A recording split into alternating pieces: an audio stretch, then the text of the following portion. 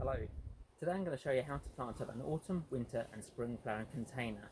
Firstly, empty all your summer bedding out of the container. It's now nearly finished for the season, so it's all good. Don't empty all the compost out. Save some of it in there and just break it up and give it a good mix up so it freshens it up and opens up the air in it again. Then get your container compost, hold on the bag,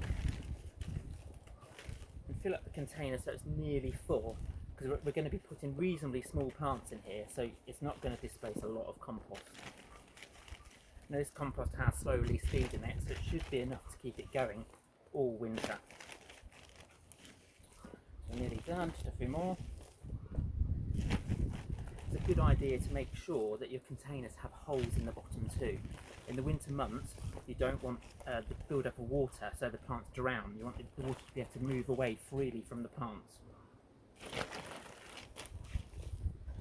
Okay, give it a bit of a bang, it settles it down.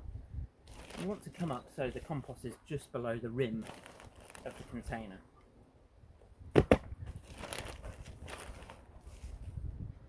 And with your fingertips, just firm it a little bit. A little bit more compost.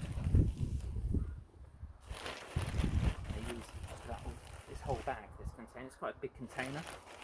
It holds about 45 litres in total, these. So perfect. Okay, do. Level it smooth. Now what I'm going to do first is I'm going to pick out my violas. These are in colour now and these will be in colour all the way till spring. And squeeze the pot and I'm going to plant them in this sort of fashion.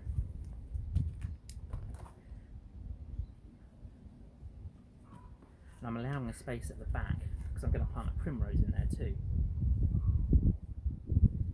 Now these violas will spread. I'll spread to about 15-20 centimetres. So that's probably enough in there. So just 4 in that container. Then I've got some Primrose Rambo.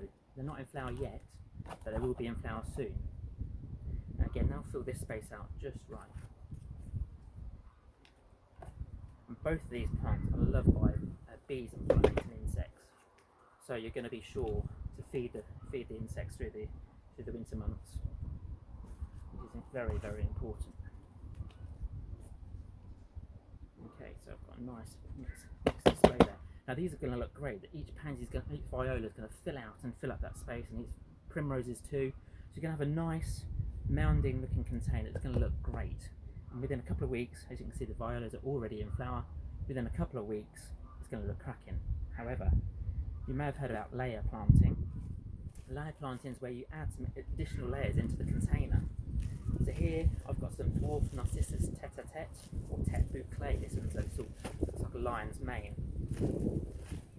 And with bulbs, the rule of thumb is just plant them about twice the depth of the bulb.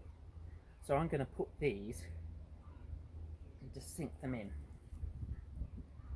And I'm putting these nearish to the front.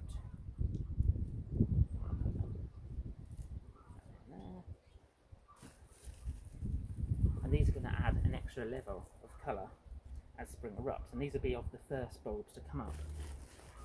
I'm also going to add in some Irish Germanica, and these are 3 petalled flowers and they look really pretty. And again, just poke those in the gaps. And I'm going near the front with these, so they're not going to get quite so tall. And then through the middle, I'm just going to pop a few of these. These are Tulip Nigritum, these are dark purple, so these are going to look cracking.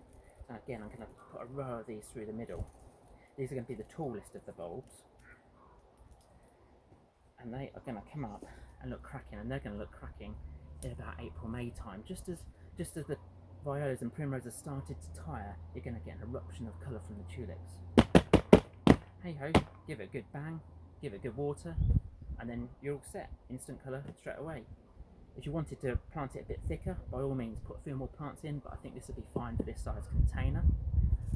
When you buy products from us, you get care and instructions too, and this will help you learn and how to grow the plants through the winter. Thank you very much.